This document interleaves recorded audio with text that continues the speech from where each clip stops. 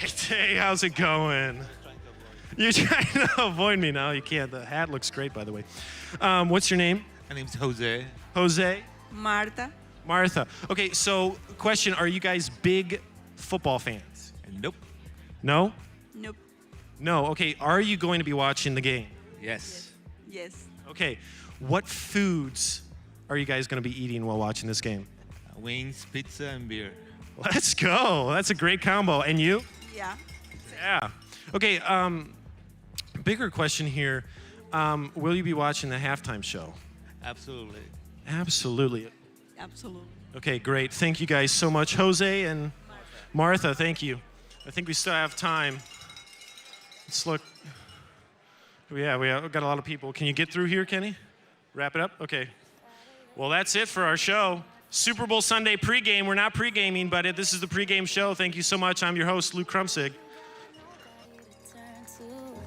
Just hold on and I'll find you. I'll find you. I'll find you. Just hold on and I'll find you. I'm hanging on by a thread, and all I'm clinging to is prayers. And every breath is like a battle. I feel like I ain't come prepared. And death's knocking on the front door. Pain's creeping through the back. Fears crawling through the windows, waiting for them to attack. They say don't get bitter, get better. I'm working on switching them letters. But tell God I'ma need a whole lot of hope, keeping it together. I'm smiling in everyone's face. I'm crying whenever they leave the room. They don't know the battle I face. They don't understand what I'm going through. The world trying to play with my soul. I'm just trying to find where to go. I'm trying to remember the way. I'm trying to get back to my home. But I can't do this on my own. That's why I'm just trusting in you. Cause I don't know where else to go. And I don't know what else to do. Just fight a little longer, my friend. It's all worth it in the end. But when you got nobody to turn to, just hold on and I'll find you. Just fight a little longer, my friend. It's all worth it in the end. But when you got nobody to turn to, just hold on and I'll find you. Ladies and gentlemen, welcome to SouthBrook. Please rise for your national anthem.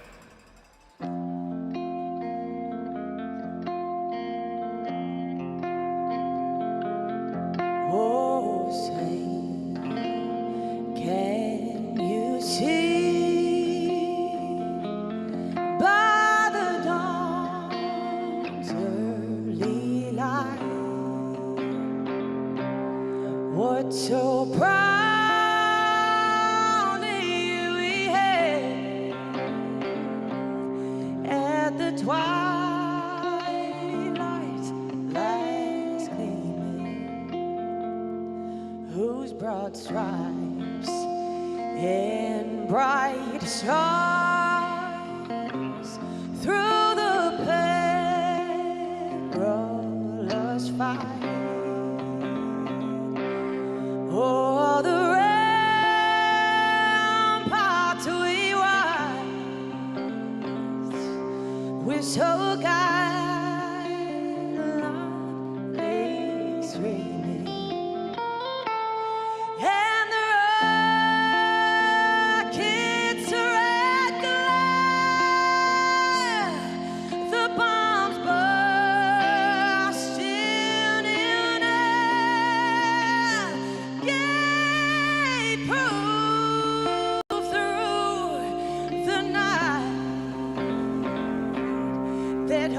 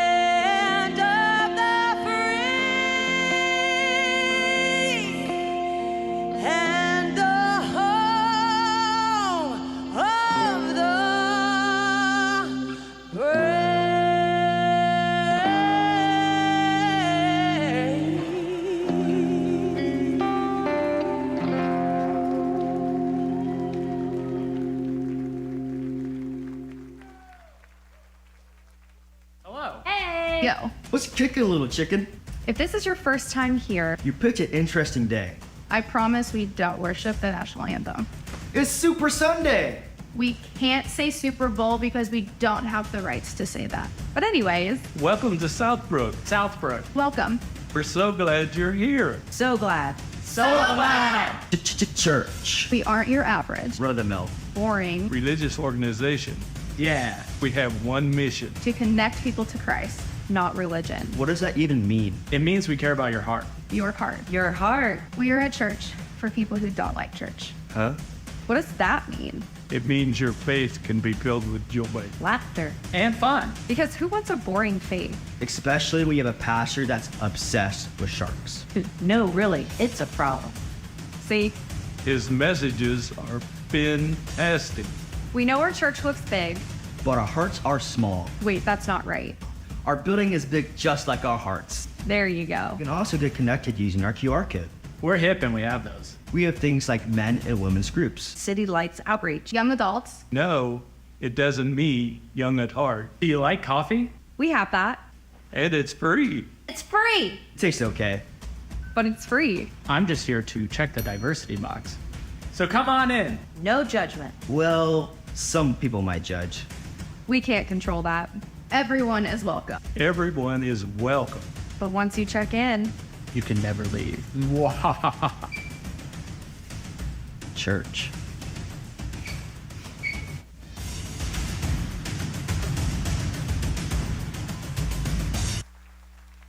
They've got just enough swagger to be your hosts. Ladies and gentlemen, give it up for Joy and Mike Rentz.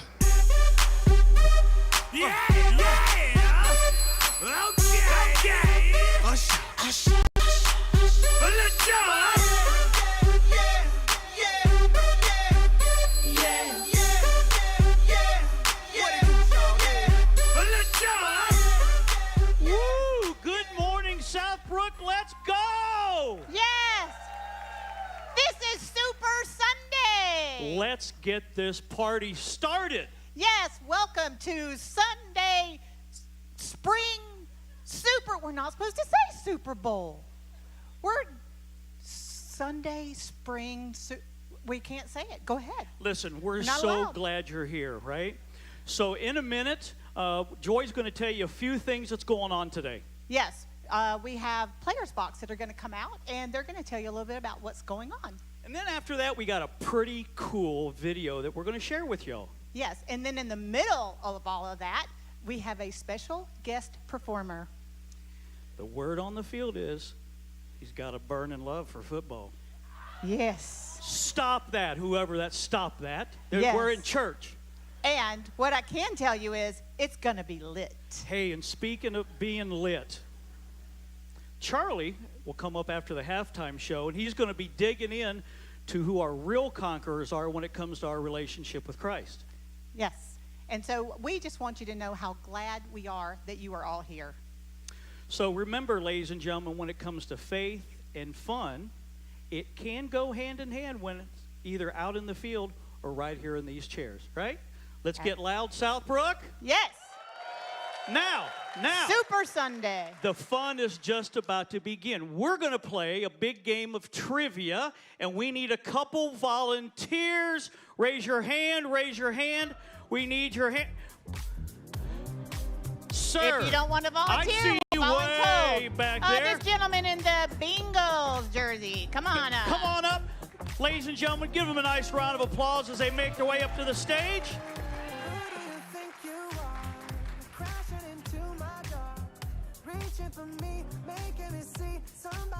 Give them a round of applause as they come up. Come on, cheer them on. Woo-hoo! How are you? Doing excellent. How about you? We're All right, wonderful. if you could just stand on the X. There's an X there. Your X over there. Oh, look at this. Are you talking trash already? What are we doing? All right, so let's meet our contestants. You are? Ryan. Ryan, and you are? Ken. You're kind of a big fella, ain't you, Ken? So Don't here's what's say going to that back happen. Here's down. what's going to happen, guys. We are going to ask you, there's going to be 5 questions, right? And those 5 questions have 4 multiple choice answers. If and when you know the answer, But you must let us say all 4 multiple choice first before you ring the bell. Need you to ring the bell. Then, at the end of the game, whoever has the most points, you ready for this, Ryan? We're going to win. You're going to win an all-expense-paid trip to Las Vegas. No. That is too expensive. And you got to take him with you? Okay, if that's expensive, how about an all-expense-paid trip to Florida? No. That is too expensive. It's just going to have to be bargain. What do you call it, right? That's bragging rights. Bragging rights. Yeah. Bragging So, rights. That's all what right. it'll be. So, are you ready, contestants? Joy's got the first question. Listen Yes. up. If you know the answer, ring the bell. Okay, so if you get it right, I'm going to go ding, ding, ding, ding. If you get it wrong, I'm going to go. Okay, you ready? Okay, so which one of these teams haven't appeared in the Super Bowl? A, the Browns. Wait. B, Cowboys. Hold on there, Scooter. C, Steelers. Or D, Green Bay Packers. The Cleveland Browns, yeah! Sorry, Charlie. Hey, Charlie's looking at you. Who dey, baby? Okay. All right. Great answer. You ready? Second question. Here we go. How many chicken wings are consumed during the Super Bowl? I haven't even read the answers. Slow down. Okay? A, is it 3 billion? B, 2.4 billion? C, 1.3 billion? Or D, 1.45 billion wings? I think it's 3 million. He thinks it's 3 million. That's the wrong answer. You have a chance to save here. I'm going to say B. B. That's the wrong answer. That's okay, though. The answer, just to let you know, it's 1.45 billion wings are consumed on Super Bowl day. Okay. Joy, next question. All right, y'all ready? Ready? All right, here we go. What is a blitz? Is it A? Wait a minute. Go ahead with the question. Okay. Put his bell back down. All right. Okay. A, is it a breakfast cereal? B, is it a chiseled physique? Or C, the constant struggle to properly use gym equipment? Or D, tactic used by defense? Tactic used by defense. Ding, ding, ding, ding. It's okay. You got time to redeem yourself. All right, here we go. Hang in there, Ryan. Here we go. Question number 4. How much does a Super Bowl commercial cost? A, 20 bucks. B, 7 million.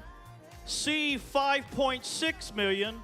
Or D, 1 trillion, gazillion, infinity, and beyond. Don't you touch that back.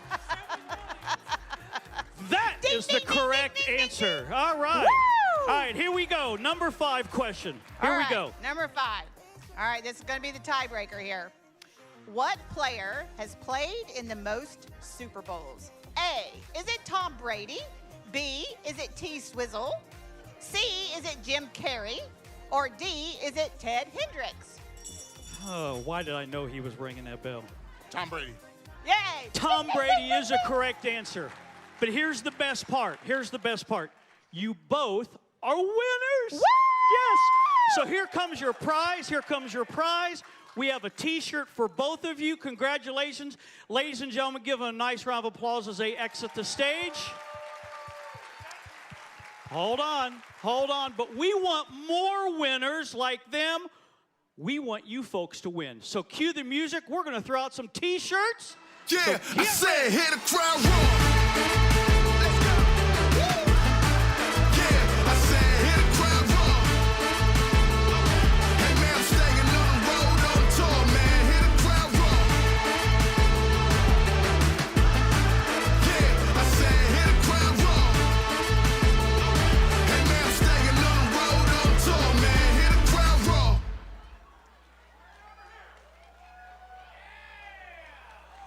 Well, ladies and gentlemen, I'm Mike. And I'm Joy. Thank you, everybody. Have a great day and Have good a night. great good night. Am I good enough? Do I have what it takes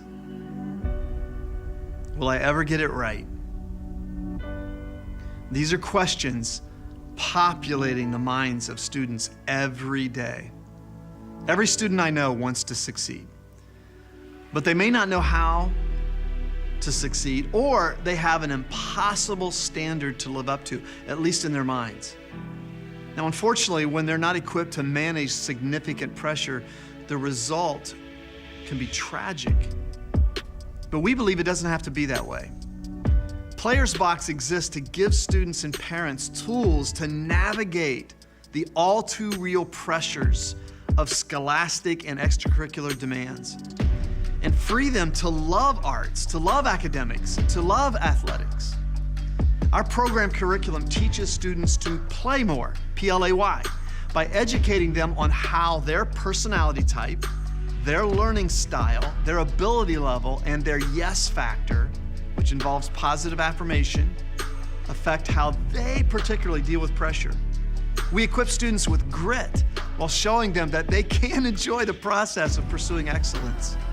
Players Box is a means for us to care for students, to mentor them, and show them there are supportive people in their box leading them to joy-filled growth.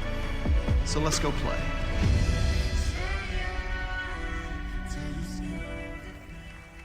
Welcome to the stage, the Players Box team. Our designated Michigan fan. Let's go. Eric Let's go. Fleming. Let's go. Let's go.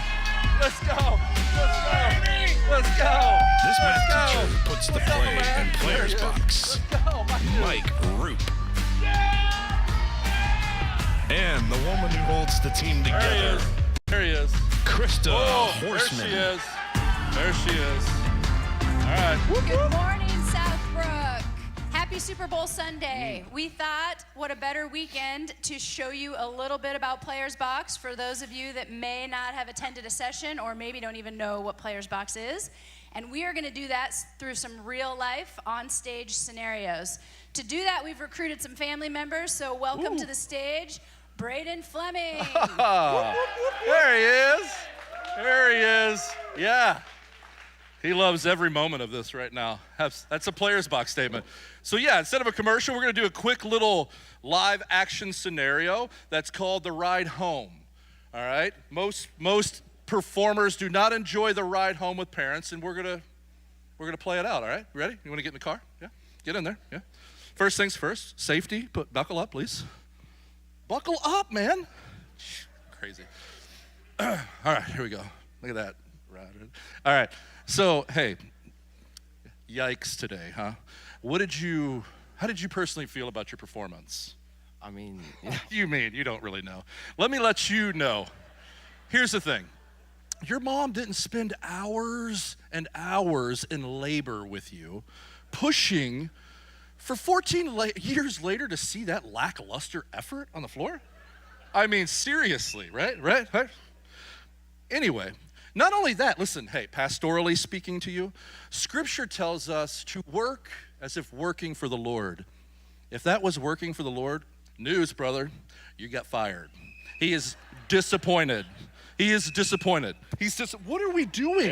Pretty aggressive throws. Yeah. We teach parents in Players Box to say things like, I'm proud of your effort. I saw you working hard. You were a great teammate today, and I love watching you play.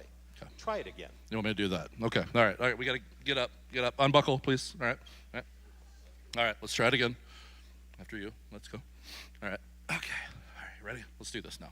I need you. Eye contact. Look at me. Who's even driving this car? He is. Let Jesus take the wheel. Here we go. I just love watching you play. The way you run on the court and lift up and encourage your teammates, even when you brick a shot, you're so willing to learn from it, and I love that about you. You're really open to it, so love you, son. And scene. All right. Give it up for them. Whoa. Now I'd like to have you guys take a look at the side screens and watch a video of one of our elementary school Players Box members, and she also participates in our basketball academy. My husband Gerald and I have 2 daughters. And Zoe has always loved sports. It just puts a smile on my face to be like, it's time to play, it's time to do something I love. We're the dreamers. We push through the darkness with all that we've got. So Gerald and I met as prosecuting attorneys, and he's now a judge in Montgomery County, and I'm a magistrate in Miami County. I think they feel some pressure from us to be successful. When I got into 3rd and 4th grade is when it really started to get serious because I started doing select basketball. Sometimes I can get really hard on myself and then I'll say like bad stuff to myself, like that I'm not good enough.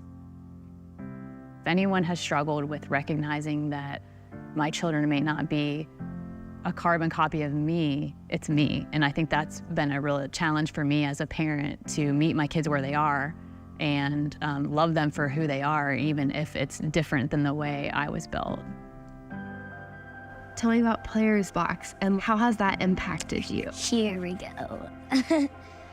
Players Box has helped me to handle pressure well and to not put myself down and to only say good things to myself.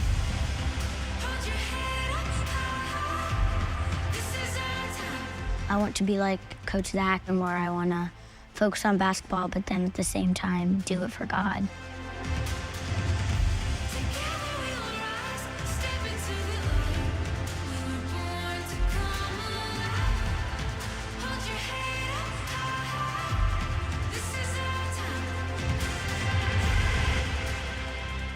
It was really, I think, just eye-opening for me to recognize that all I have to do is love her. And as long as I love her, the rest will fall into place.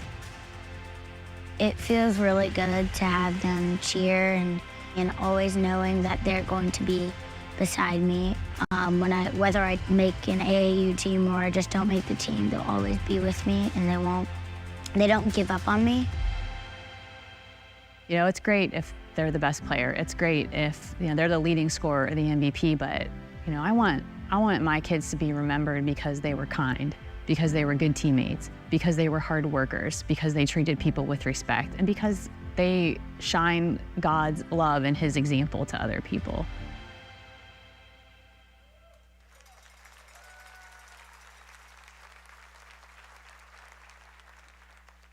So that video highlights the things we try to do in Players Box, which is help students and families move from the negative to neutral to positive. And the way that we do that in sessions is we have students write down actual things they think or say when something doesn't go the way that they wanted, whether that's missing a shot in a game, low quiz or test score, or even having a bad performance. And so this is an example of the real things that Eden and Luke would say to themselves after disappointment.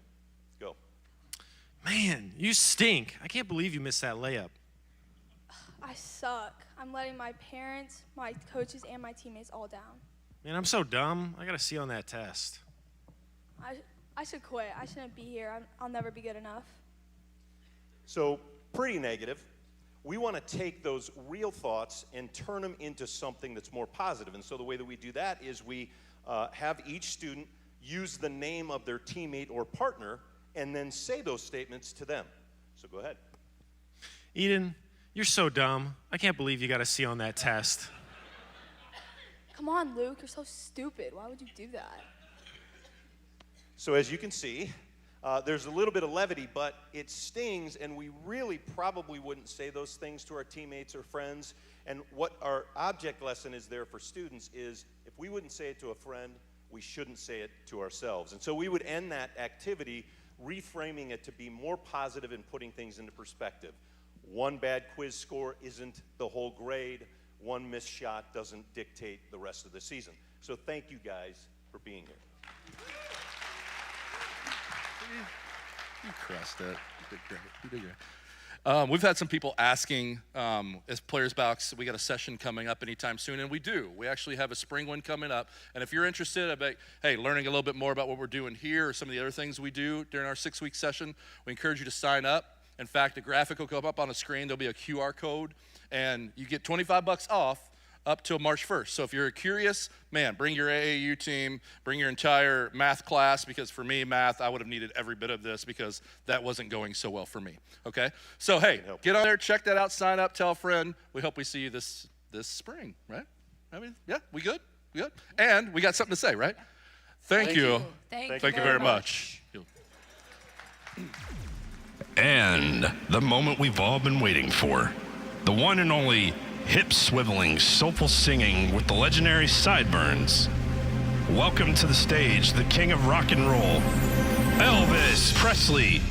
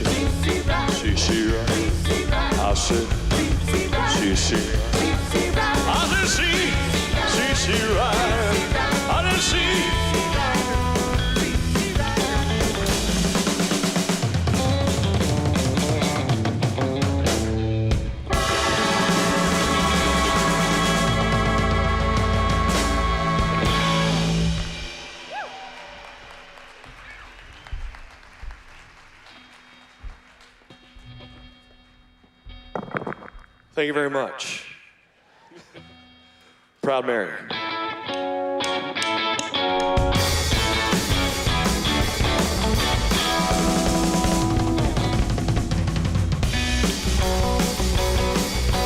Let the the city, working for the man every night and day. And I never lost 1 minute of sleeping, worrying about the way that things might have been. Big wheel keep on turning, Proud Mary keep on burning, and we're rolling, rolling, rolling on the river.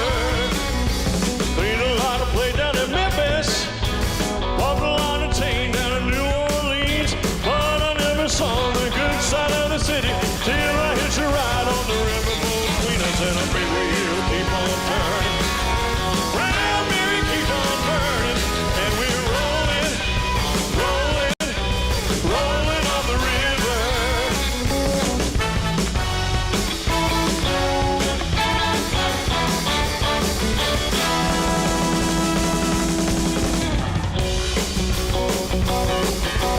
If you come down to the river, I bet you're gonna find some people who live.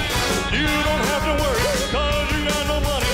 People on the river are happy to give up, and a big wheel keep on turning. Proud Mary keep on burning, and we're rolling, rolling, rolling on the river. Rolling, rolling, rolling on the river. Rolling, rolling, rolling on the river. Rolling, rolling, rolling on the river. Rolling, rolling, rolling on the river. Rolling, rolling, rolling on the river. Rolling, rolling, rolling on the river.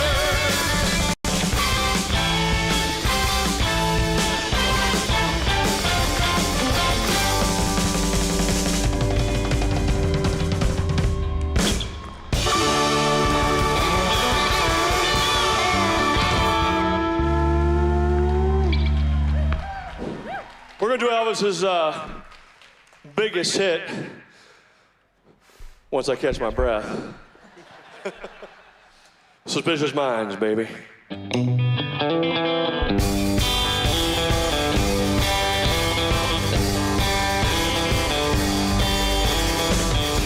We're caught in a trap. I can't walk out because I love you too much, baby. Oh, well, well, well, why can't you see, what you're doing to me? When you don't believe a word I say. We can't go on together with suspicious minds, and we can't build our dreams on suspicious minds. So every old friend I know, shove it up your nose, drop by to say hello. Would I still see suspicion in your eyes? Here we go again, asking where I've been. You can see the tears are real, I'm crying. We can't go on together with suspicious minds, and we can't build our dreams on suspicious minds. All that our love survived, oh no, I'll dry the tear from your eyes. Let's don't let a good thing die, oh no, 'cause honey, you know I never lied to you. Maybe just a little tiny bit. Yeah, yeah. We're caught in a trap. I can't walk out because I love you too much, baby. Oh, well, well, well. Why can't you see, what you're doing to me? When you don't believe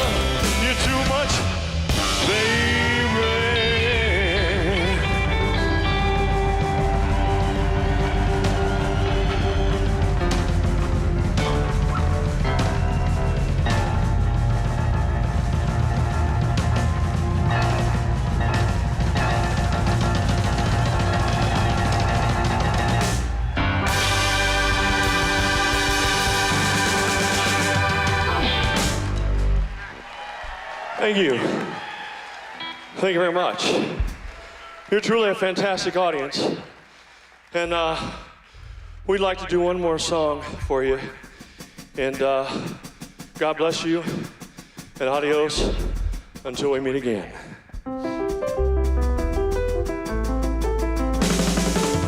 Wise men say only fools rush in. Oh, but I can't help falling in love with you. Shall I stay? Would it be a sin if I can't help falling in love with you?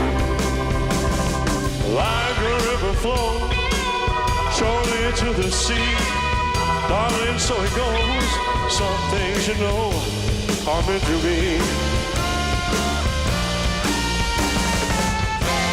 Take my hand, take my whole life too. For I can't help falling in love with you. For I can't help falling in love with you.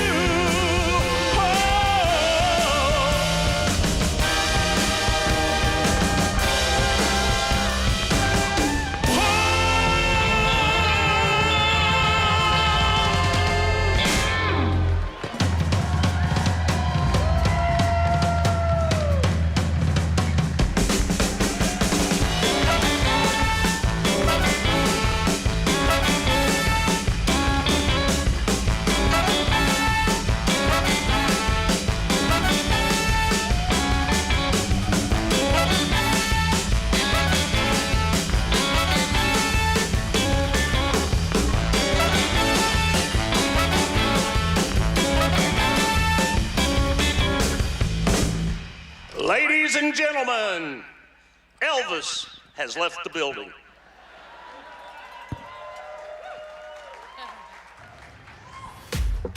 Let's give a warm welcome to the biggest Browns fan, Charlie McMahon.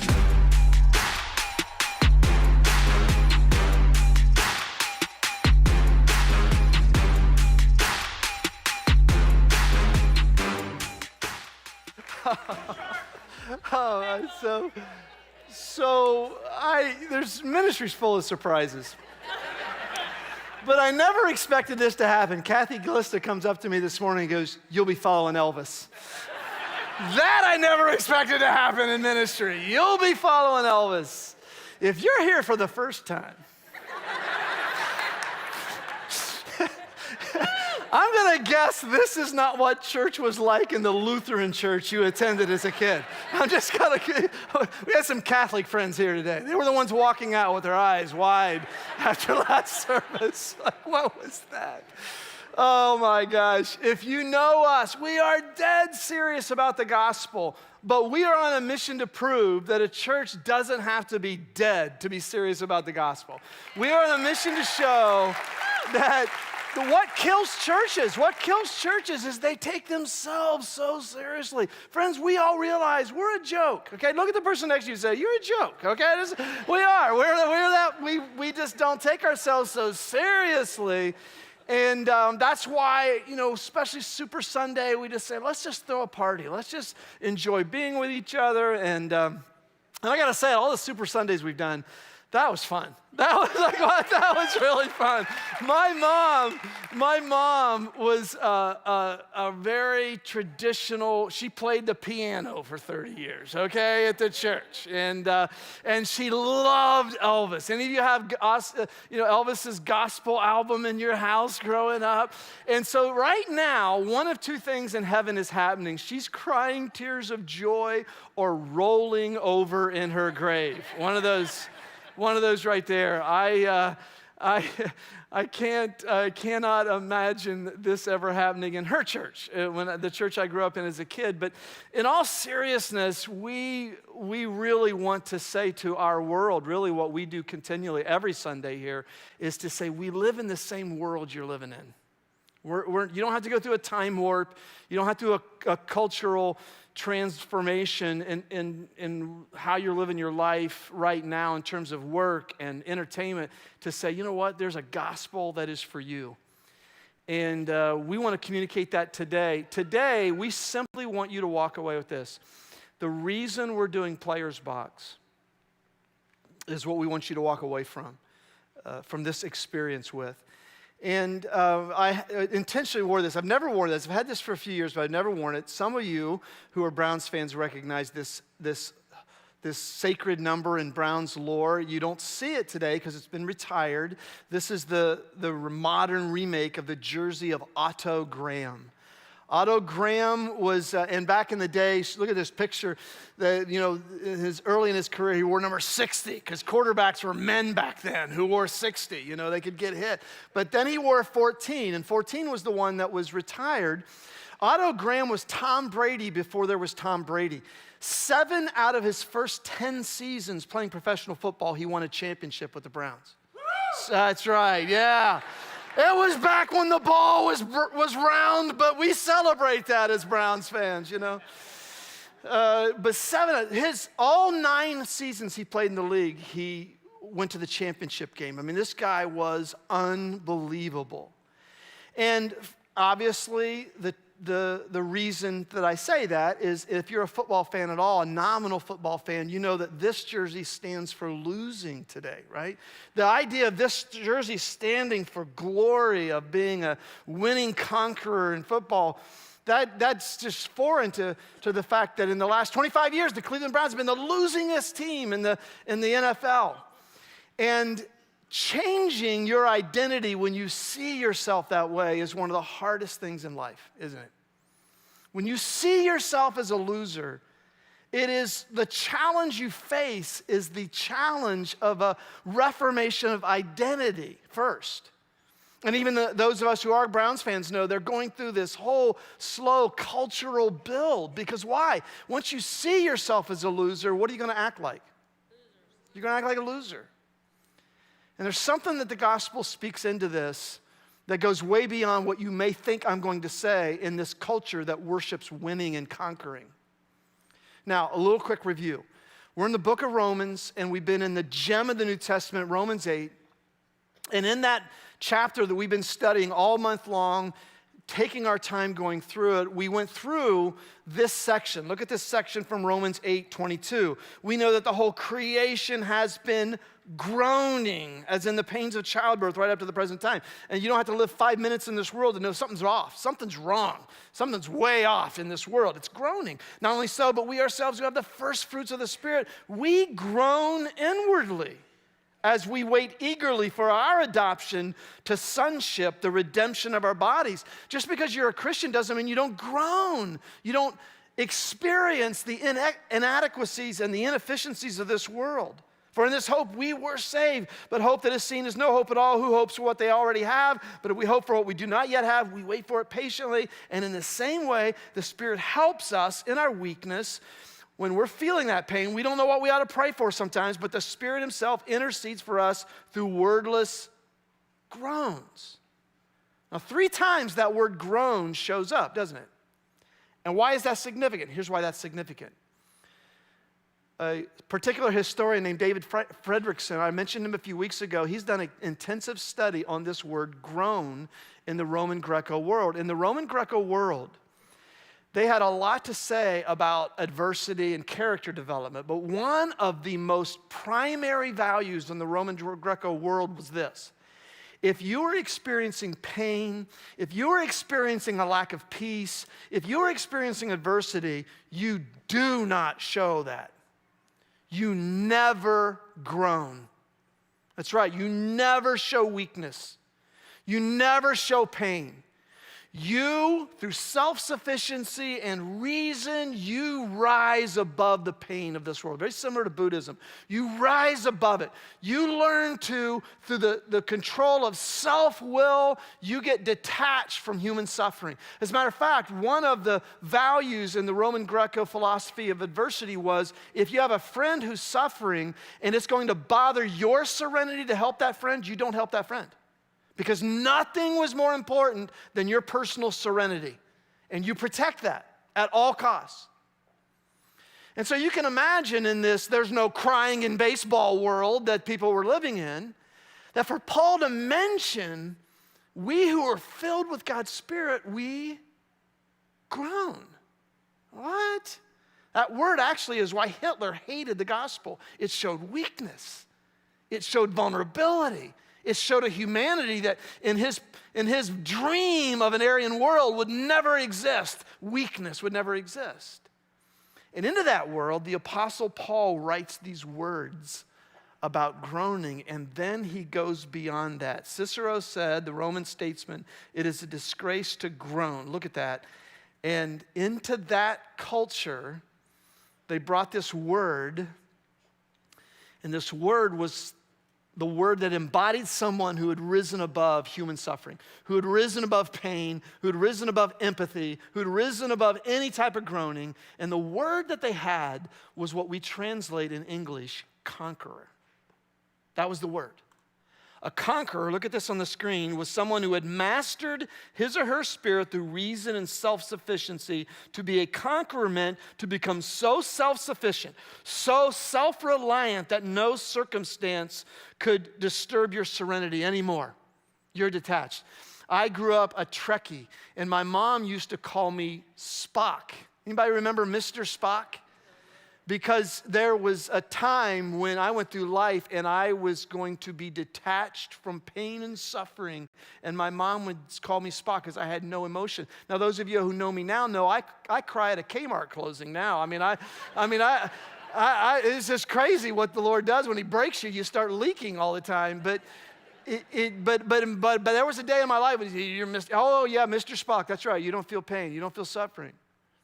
And he would be the patron saint of this Roman philosophy of we are conquerors. We don't feel the suffering of this world. We're way beyond that. No emotion, no empathy, no compassion, no sense of vulnerability. No. You are a robot.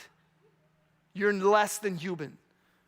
Some of you who remember Star Trek remember how Captain Kirk was always trying to get Mr. Spock to tap into his human side because he was half Vulcan, half human. Tap into that.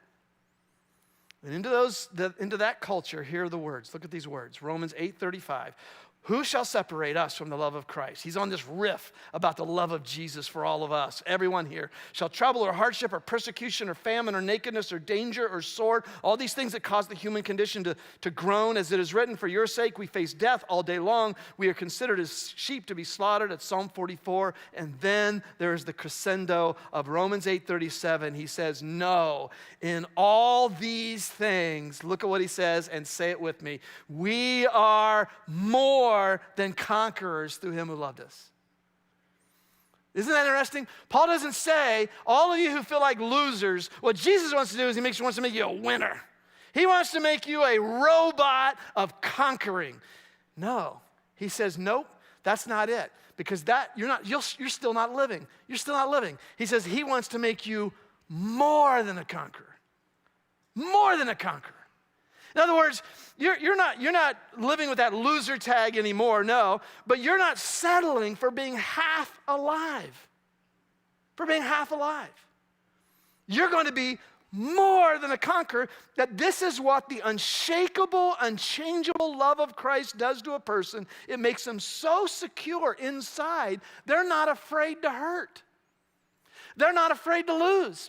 They're not afraid to be last. They're not afraid to fail. Why? Because they have this unshakable love inside them that has made them more than a conqueror. They're alive.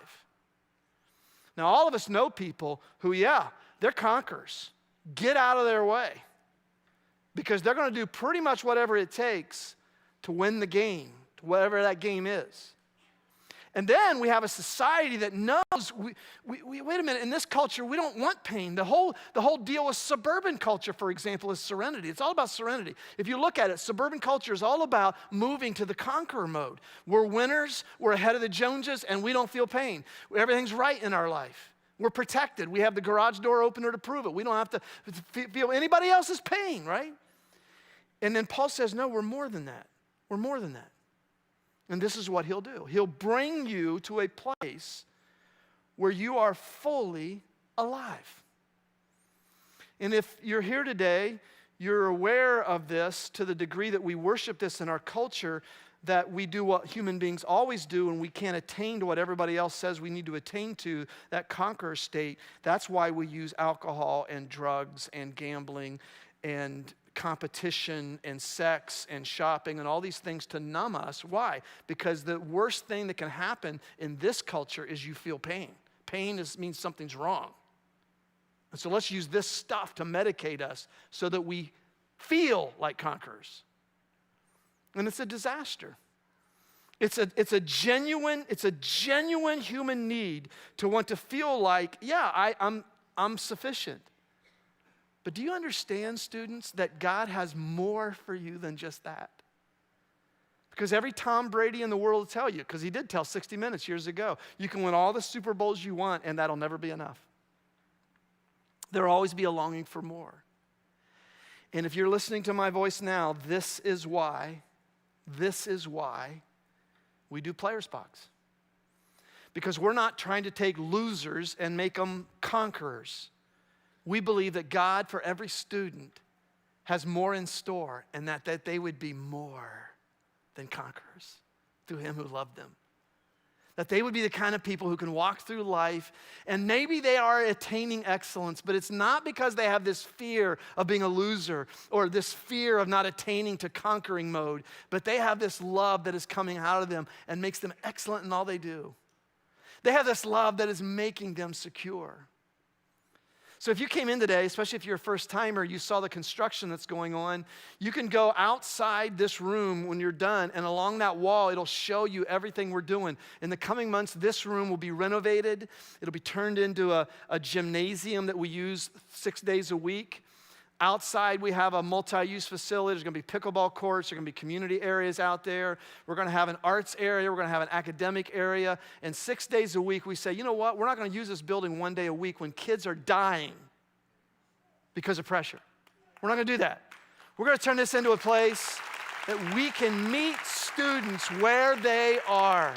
We can meet students where they are. This is the strength of Players Box. We don't say, come to us and be like us. We say, we'll come to you and meet you where you are in your pressure. Meet you are in your sense of inadequacy. Meet you where you are in feeling like, I don't think I'm going to measure up to my family's success rate. And we'll say, here's the way to being more than just a conqueror through him who loved us. In the last 27 months, 350 families have already given of our $4 million goal. They've given $3.7 million. And if you would love to be a part of that, we want you to be a part of that with us, because we believe somebody has to do something about what's going on with students and culture, and we're going to be the ones that are part of somebody did something about it. And we would love for you to be a part of that. When this thing opens within the next year, we are going to need an army of people who host and clean and set up and tear down. And I mean, this place is going to change in a major way. It is going to be inconvenient. But we believe it's worth it. Because I believe with every fiber of my being that every student whose eyes I look into was meant to be more than a conqueror. I remember there was a story of, back in the 18th century, there's an old story about a man in a village who was a habitual sheep thief and couldn't get him to stop stealing sheep. So one day, the magistrate said, we're just going to brand you. If that's what you're going to be, we're going to brand you. And they branded ST on his forehead, sheep thief. And they did things a little differently back then than we do now. And the old story goes that Jonathan Edwards, the preacher, preached one time about the love of God. And this man heard that story of the love of God and his son, Jesus Christ. And this man who had branded on his head sheep thief, he gave his life to that love. He surrendered to that love. And over the years, he became such a model of generosity and service and love. This man who had this awful brand that said loser, basically, became this bastion of love and generosity, so much so that the story says that the younger generation that emerged thought that those letters stood for saint. That's what Christ does. He takes your life, and you may still carry the brand. But what he does is then you look at yourself differently. Your identity begins to change. And what used to feel like was a loser, not just a conqueror, but is more than a conqueror. I have a Cleveland Browns hat. It's an old style hat that has the letters CB on it. And every once in a while I'm wearing that hat, I'll get this, boy, I'm sorry. I mean, I get this, people see me like, boy, I'm sorry you're a Browns fan. It just got to hurt. And I don't know if I'm going to live long enough someday to see those letters mean, boy, you guys are killing it right now, aren't you? You're winning every Super Bowl. 10 years now in a row, you've won Super Bowls. That's amazing. We can all dream, right, people? You know? And I don't know if that's ever going to happen. But students, we want you to know there is a God who loved you so much that he took every measure to get anything in the way of you and himself taken away. Your sin, your failures, your sense of inadequacy, your pride. And he wants to make you more than a conqueror. And we want every student in Dayton, Ohio to hear that message. Amen? Amen. And we would love for you to be a part of that. We would love for you to be a part of that. We're gonna close. We got some fun out there. You got the inflatables and everything. And I think Elvis may still be out there. I think he left the building, but he was going to take some pictures and stuff, so he may be out there. But we'd love for you to hang around and enjoy that. And we'd love for you to come back next week as we conclude with we start actually a new section in Romans chapter 9 and God's relationship with Israel. Anybody interested in that? What God really thinks and what we should think about Israel and ourselves. I'm going to pray and then we'll be done. Lord, thank you for our gathering today. I'm not going to call it a service because I'm not sure it was. Nor are you. But we thank you that when, David said, I was glad when they said to me, let us go to the house of the Lord, that this is a place that little kids will associate with having fun. It was good to go to the house of the Lord when I was little. And that there's joy in the gospel. There is joy in knowing that there is a God who loves us. And 0.02% of kids are going to be professional athletes someday, but 100% of kids are going to face Jesus someday. And he's going to look at them and say, oh, I'm so glad you accepted my love, the love you're in the presence of right now. I'm so glad that you let me in. Now let's enjoy eternity together. And we ask this and we pray this. Do it through us, Lord. We want you to do it through us. In Jesus' name. Everybody said, amen. We'll see you next week, everybody.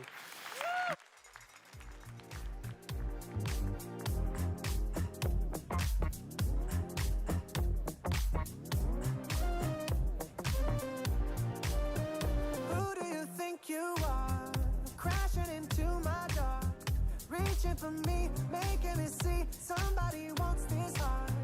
I used to chase the rush, did everything to